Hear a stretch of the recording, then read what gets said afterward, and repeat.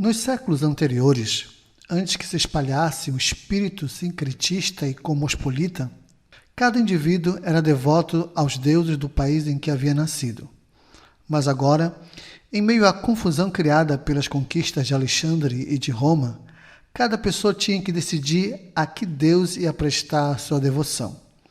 Cada um destes deuses dos mistérios tinham seus próprios devotos, todos aqueles que haviam sido iniciados. Em geral, cada uma dessas religiões baseava-se em um mito acerca das origens do mundo, ou da história do deus em questão.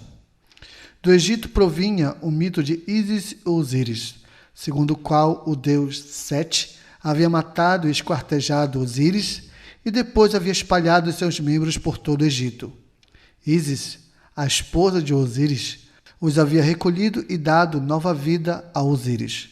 Mas os órgãos genitais de Osíris haviam caído no Nilo, e por essa razão é que o Nilo é fonte de fertilidade para todo o Egito.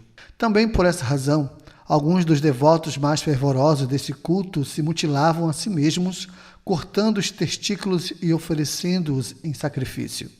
Entre os soldados era muito popular o culto de Mitra, um deus de origem persa, cujos mitos incluíam uma série de combates contra o sol e contra um touro de caráter mitológico.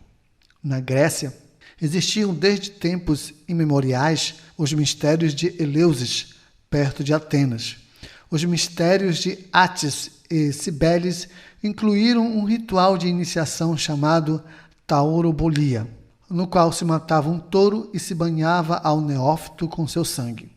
Dado o caráter do sincretismo, todos esses cultos logo uns se misturavam com os outros, até o ponto que, hoje, torna-se difícil distinguir as características ou as práticas de um daqueles em particular. Além disso, esses deuses não eram zelosos entre si, como o Deus dos judeus e dos cristãos, e, portanto, houve quem se dedicasse a colecionar mistérios, fazendo-se iniciar nesses cultos um após outros.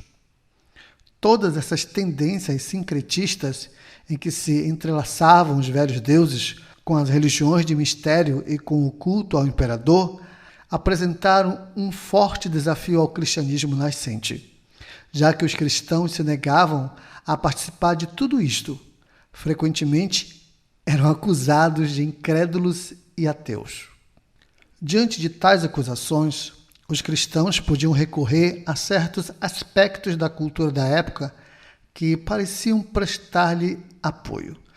Mas sobre esse assunto nós iremos tratar com mais cuidado lá na frente.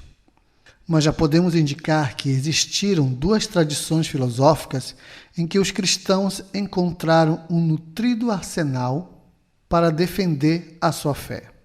E uma delas foi a tradição platônica e a outra, o estoicismo.